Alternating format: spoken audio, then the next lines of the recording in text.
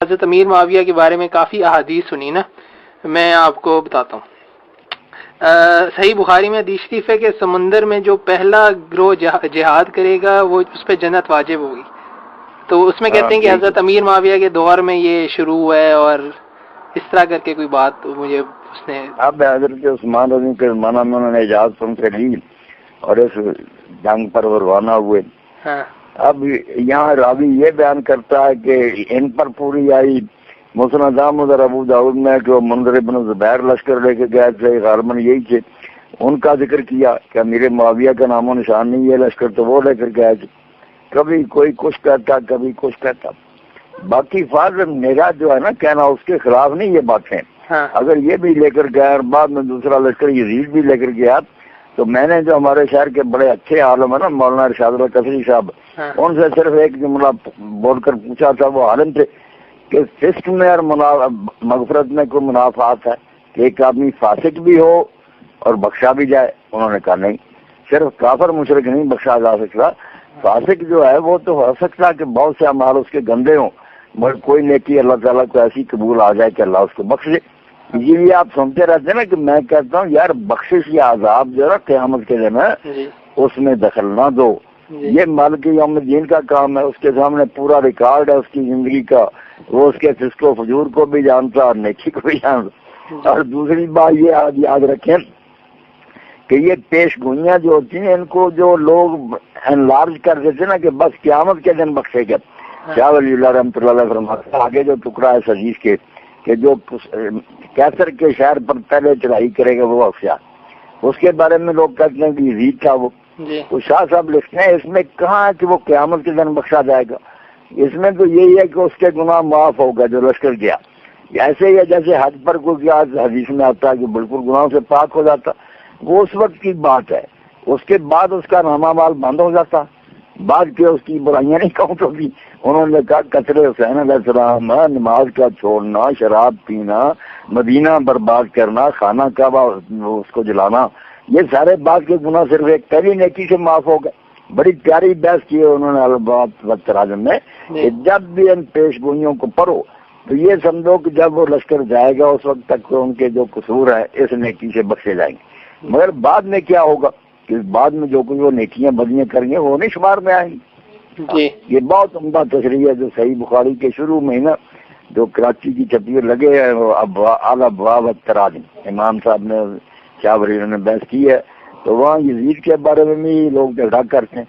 اچھا، تو یہ بات واضح ہوئی کہ ایک تو بخشش کا معنی یہ نہیں کہ وہ فاسق نہیں، صرف کافر مشرک ہونے سے بچ جاتا ہے، فاسق کی مغفرت ہو سکتی ہے۔ دوسرا اس وقت تک کی بات ہوتی ہے جب وہ یہ نیکی کرے گا اس وقت تک، اسی لیے جب مستدرک حاکم میں یہ روایت آئی تو وہاں یرجعون مغفور لهم کہ وہاں سے جب واپس لوٹیں گے تو وہ بخشے ہوئے ہوں گے، ان کے یعنی گناہ اس وقت تک کے معاف ہو جائیں گے۔ اچھا ٹھیک ہے۔ ہاں، اور یہ بھی بات یاد رکھنی چاہیے کہ جہاں جہاں بخشش کا ذکر آتا نا اس میں یہ بھی ضروری نہیں کہ پہلے ہی بخشش ہو جائے گی، اول قدم پر اتنی ضمانت ہے کہ یہ کافر مشرک نہیں کہ ہمیشہ جہنم میں رہے۔ بہت سے لوگوں کا ذکر آیا کہ وہ نجات پا دے، وہاں علماء نے یہ لکھا کہ آخر میں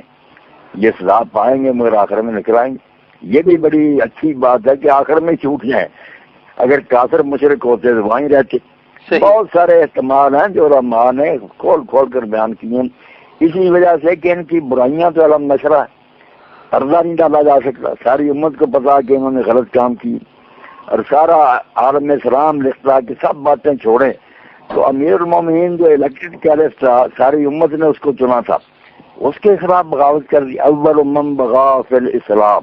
ہمارے سب فقیر جو علم کلام والے لکھتے ہیں کہ اسلام میں جس نے بغاوت کا آغاز کیا، ایک منعقدہ حکومت کو چیلنج کیا، خلیفہ راشد کی حضرت، وہ معاویہ ہی صوبے کے گورنر سے چارج دینے سے انکار کر دیا، جنگ کے لیے آ گئے۔ بعد میں سارے فتنے انہیں کی وجہ سے شروع ہوئے، بعد میں جو کچھ کیا پھر نالائق بیٹے کو ولی عہد بنایا، زیاد کو حرامی کو زنا کی گواہی لے کر کے میرے باپ نے زنا کیا۔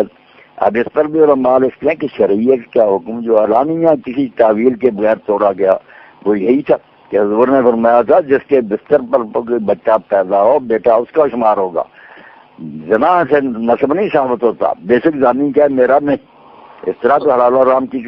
وہ اچھا بڑا زیاد میں عبید کہلاتا تھا، اور عبید اپنے باپ کو اس نے خرید کر آزاد کیا، بڑا نیک سلوک کیا تھا، اور لوگ بڑی نیکی مانتے تھے کہ یار زیاد نے اپنے باپ کو آزاد کرایا۔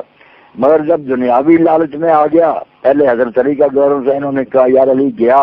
حکومت اب میری ہے، کیا غلام کا بیٹا تو کہلاتا، تو میرا بھائی بن جا۔ ابو سفیان کا نطفہ گواہیاں لی بڑے دربار میں کہ ابو سفیان نے اس کی ماں سمیہ سے زنا کیا، یہ خود بھی شرمسار ہو گیا کہ یار گواہی جو چاہیے مجھے دلیل کر دے۔ اتنا برا کام کہ صحابہ کرام نے صحیح مسلم میں آپ پڑھیں بخاری میں کہتے تھے یار حضور نے تو کہا تھا جو اپنا نسب بدلے گا اس کے لیے جنت جائے کی خوشبو بھی حرام ہے، یہ کیا ہو رہا؟ تو اب یہ حدیث شریف کا کیا ایسے غلط کام کیے ہیں کہ ان کی تعویل نہیں۔ مجھے کل ایک آدمی بتا رہا تھا کہ 10-15 آپ کی حدیثیں جو تھی نا وہ میں نے ایک آدمی کو دی کہ یار تو اتنا ناراض ہوتا جا کر پوچھ لا حافظ شریف صاحب جو ہمارے شہر کے بڑے محدث عالم ہیں، ایک دوسرے عابد صاحب ان سے جا کر ساجد پوچھا، انہوں نے کہا یہ باتیں 100% چاہیے، کوئی بات نہیں، صرف ہم یہ کہتے ہیں کہ اہل سنت میں سے اس طرح کسی نے دعائی نہیں دی تھی کہ باتیں اعلانیہ نہیں کی تھی، مولانا اعلانیہ نمبر پر بیان کرتے ہیں باتیں، انہوں نے کہا بالکل یہ تاریخ نہیں صحیح حدیث ہے، کیا کریں؟ میں کہتا ہوں آپ کو جنت دوزخ کی کیوں فکر ہے؟ شب و شتم کی بات نہیں، گالیاں دینے والا نعوذ باللہ بیوقوف نادان ہے، مگر جو کچھ اسلام کے ساتھ ہوا ہے اس کا حلیہ بگڑا ہے اس کا تو بیان کرو تاکہ امت شاید پیچھے لوٹے۔ جی اچھا وہاں صاحب ایک اور حدیث شریف ہے، یہ حافظ زبیر علی زئی صاحب نے صحیح کہی ہے نا کہ اللہ سے آپ صلی اللہ علیہ وسلم نے اللہ سے دعا کی کہ حضرت امیر معاویہ کو ہادی اور مہدی بنا دے، یہ بتائیں امام ترمذی۔ ہاں بالکل ایسی ہے ترمذی کی روایت ہے، اس کو علامہ البانی بھی نا کھینچ تان کر کے یہ جو راوی ہے نا اس کو سکا تو نہیں کسی نے کہا، مگر اس کے بارے میں کچھ ذرا بھی نہیں آئی، اتنے سکا لوگوں نے اس روایت کی ہے، جس کے اتنے شاگرد سکا ہوں وہ معلوم ہوتا کہ ضرور سکا ہی ہوگا، کچھ نہیں ہوگا سے کام چلاتے ہیں بھائی۔ جس کی شرح لکھ رہے ہیں ترمذی کی اس کے اشارے مولانا عبدالرحمن مبارک پوری، جن کی شرح توبۃ العاضی مشرق کو مغرب میں مانی گئی کہ انڈیا میں اگر کسی نے کام کیا تو اون المعبود ابو داؤد کی شرح، اور تو انہوں نے صاف لکھا کہ یہ حدیث صحیح کوئی نہیں، حضرت معاویہ کی شان میں کوئی حدیث ثابت نہیں ہوئی، یہ کھینچ تار کر بنانے کو اس کا کیا فائدہ؟ اور پھر آپ کو یہ بھی یاد رکھنا چاہیے علامہ البانی نے بھی لکھا، سارے علماء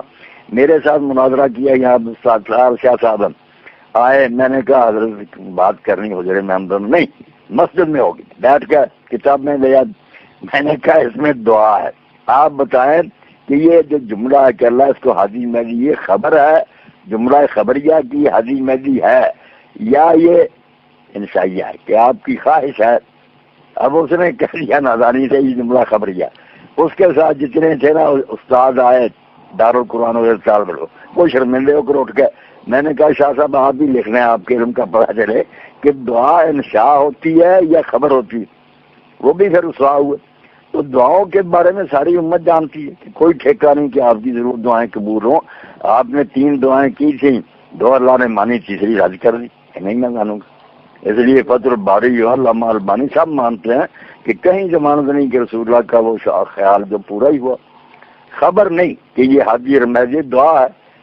وہ ان کے کردار سے پتا چلتا کہ ان کے حق میں کوئی نہیں قبول ہے، یہ حاجی مہدی نہیں بنے بلکہ امت کو انہوں نے غلط راستے پر ڈالا۔ اچھا اور یہ علم کی باتیں میں نے آپ کے سامنے عرض کر دی، اب پھیلائیں ان کو، یہ مولوی چیخیں یا چلائیں ان کی مرضی ہیں، یہ حقائق بالکل فیکٹس ہیں۔ باقی سب و شتم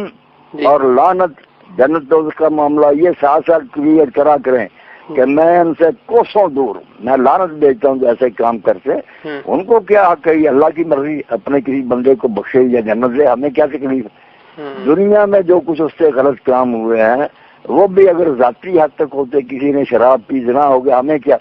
مگر جس کے کاموں سے امت کو نقصان پہنچا، نظام تباہ ہوا اور ایک ایسی پٹری پر ہم چل پڑے کہ واپسی نہیں ممکن ہوئی اب تک، اس کا تو بیان کرنا پڑتا۔ امام ابن حزم لکھتے ہیں جو حدیث میں آتا مردوں کو برا نہ کہو، یہ ان لوگوں کے بارے میں جن کے اعمال سے امت کا کچھ نہیں بگڑا، لوگوں کا اپنا کوئی عام ذاتی عمل، ورنہ راویوں کے بارے میں جو مرتب ہوا ہے ان کے بقیہ دے رہے ہیں کہ یہ کذاب ہیں، یہ صوفی تو کہتے تھے یہ بھی غیبت ہے، علماء نے کہا یار یہ کام نہ کریں تو حدیث کا علم ہی تباہ ہو جائے، تو جن سے امت کو نقصان پہنچا نا، دین کو ضرر پہنچا، ان کے عیب بیان کرنا ساری امت کرتی ہے، پھر کرنے چاہیے۔ اچھا ایک آخری حدیث شریف ہے، آپ صلی اللہ علیہ وآلہ وسلم نے کہا کہ معاویہ کو بلا کر لاؤ، وہ کاتب وحی ہیں، یہ سنن بہیکی میں، اور اسے بھی حافظ زبیر لیزئی نے صحیح یا حسن قرار دیا، مجھے صحیح یاد نہیں ہے۔ اب بس جس کو جی چاہتا ہے حسن صاحب، جب آج تک جتنی 1400 سال میں کتابیں لکھی گئی موضوعات پر حدیث کی شرح، جب ان میں لکھا گیا کہ یہ باب تو سارے کا سارا صفر ہے، وہاں بیٹا یہ لکھا ہوتا ہے لم یصح فی فضل معاویہ حدیث قط، معاویہ کی فضیلت میں کوئی حدیث صحیح ثابت نہیں۔ فتح الباری تحفۃ الراوی والے لکھتے ہیں کہ امام احمد بن حنبل کے بچے نے پوچھا کہ ابا جی یہ حضرت علی اور حضرت معاویہ جن کے بارے، تو کافی دیر تک سر جھکایا اور گھر کا بیٹا بات یہ ہے کہ علی کے دشمن بہت پیدا ہو گئے، کئی گروہ اپنی اپنی غرض کے لیے اس کے دشمن بن گئے، ممبروں پر لعنت کی، اس کو کافر کہا، اس کے خلاف جنگیں لڑی۔ اب انہوں نے ڈھونڈا کہ علی میں کوئی عیب نکلے، عیب نہ ملا۔ اب انہوں نے ہر سوچا کہ علی میں تو عیب نہیں ملا، اب اس کو گرانے کا طریقہ یہ ہے کہ جو اس سے جنگیں کرتا رہا نا، اس کو اس طرح اچھالو، اتنا اونچا لے جاؤ کہ لوگ کہیں علی کیا یار معاویہ کے پاس نہیں ہے نا۔ اس سے وہ کہتے ہیں، اشارہ کیا ہے امام نے کہ بیٹا جو حضرت معاویہ کی فضیلت میں حدیثیں ہیں یہ ساری گھڑی ہوئی ہیں، اور آگے تفصیل دی ہے کہ فلاں نے رسالہ لکھا، فلاں نے کتاب لکھی فضیلت میں، مگر ان میں سے کوئی حدیث بھی صحیح نہیں۔ کھول کر لکھا فتح الباری میں بھی، تحفۃ الراوی میں، اور موضوعات پر جتنی کتابیں سب میں۔ باقی وہ رسول اللہ کے زمانے میں ایمان لائے، اب نسبت کا ذکر کر دیتے ہیں کہ حضرت ام حبیبہ کے بھائی تھے، بھائی تو اس وقت بھی تھے جب یہ سارے کافر سے حضرت ام حبیبہ ایمان لائیں، بالکل شروع میں حبشہ ہجرت کی، ہر شخص کا اپنا معاملہ۔